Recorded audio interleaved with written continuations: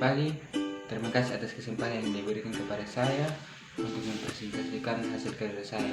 Tapi sebelum dari itu, izinkan saya untuk memperkenalkan nama saya.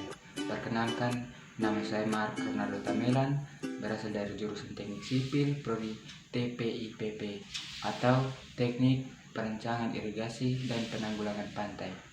Untuk mempersingkat waktu, langsung saja kita masuk dalam pembahasan. Sumber daya alam dan lingkungan. Pengertian SDA dan L, klasifikasi konsep pengelolaan SDA dan L, masalah kependudukan lingkungan, prinsip dan usaha pelestarian SDA dan L. Yang pertama, pengertian sumber daya alam dan lingkungan. Pengertian sumber daya alam dan lingkungan. Yang pertama, sumber daya alam adalah potensi sumber daya yang terkandung dalam bumi, tanah, air, dan di antaranya. Yang kedua, sumber daya alam berkaitan dengan lingkungan hidup. Karena lingkungan hidup merupakan kesatuan ruang dengan semua benda, daya, keadaan, dan makhluk hidup. Yang kedua, klasifikasi sumber daya alam dan lingkungan. A. Sumber daya alam dapat diklasifikasikan antara lain. Yang pertama, berdasarkan sumbernya. Sumber daya alam dibedakan atas sumber daya alam biotik, organik, yaitu sumber daya alam yang berasal dari makhluk hidup, misalnya kayu, ikan, batu bara, minyak bumi, dan marmer. Yang kedua, berdasarkan persebarannya. Sumber daya alam dibedakan menjadi dua jenis. Yang pertama, sumber daya alam yang terdapat di mana-mana, misalnya sinar matahari, air, udara, areal pantai, dan hutan. Yang kedua, sumber daya alam yang ditemukan di daerah tertentu saja, misalnya tambang uranium, tambang batu bara, dan tambang emas.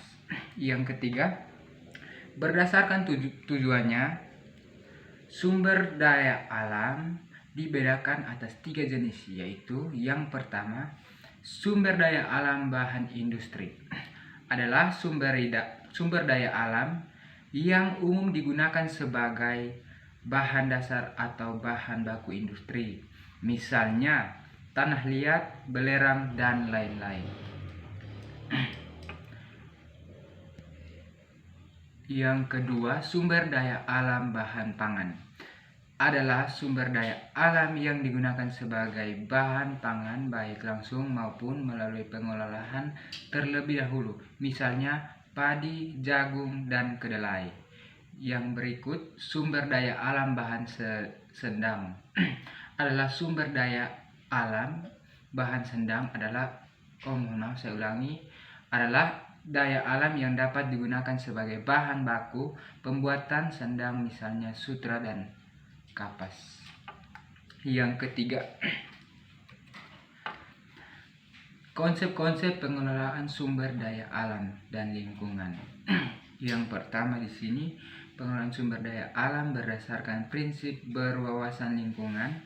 Pengelola sumber daya alam harus berhati-hati pada prinsipnya berwawasan lingkungan dan berkelanjutan agar tetap terjaga kelestariannya. Sumber daya alam perlu dilestarikan supaya dapat mendukung kehidupan makhluk hidup. Bila sumber daya alam rusak atau musnah, kehidupan bisa terganggu. Beberapa hal yang dapat diusahakan untuk menjaga kelestarian daya alam adalah sebagai berikut. A. Penghijauan dan reboisasi. B. Sengkedan. C. Pengembangan daerah aliran sungai. D.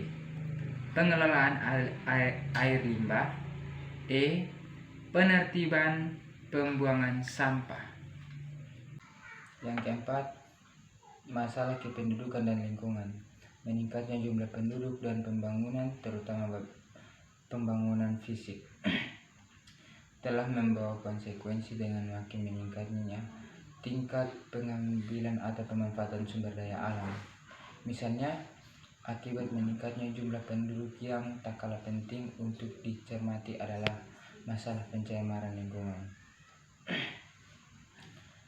Polutan atau zat pencemaran digolongkan menjadi dua jenis, yaitu yang pertama zat pencemaran yang bersifat kuantitatif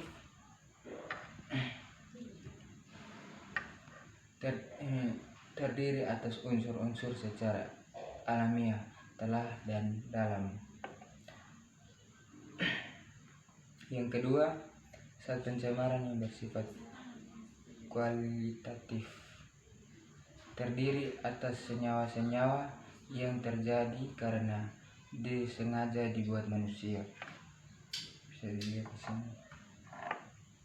Yang kelima, prinsip dan usaha pelestarian sumber daya alam dan lingkungan. Prinsip pelestarian sumber daya alam dan lingkungan adalah sebuah prinsip yang menghendaki upaya-upaya konkret di lapangan untuk mewujudkan eksistensi pelestarian lingkungan hidup secara terus-menerus dari ancaman pencemaran atau kerusakan akibat kelalaian yang dilakukan oleh pelaku usaha atau kegiatan. Terima kasih atas waktunya. Sekian dan terima kasih.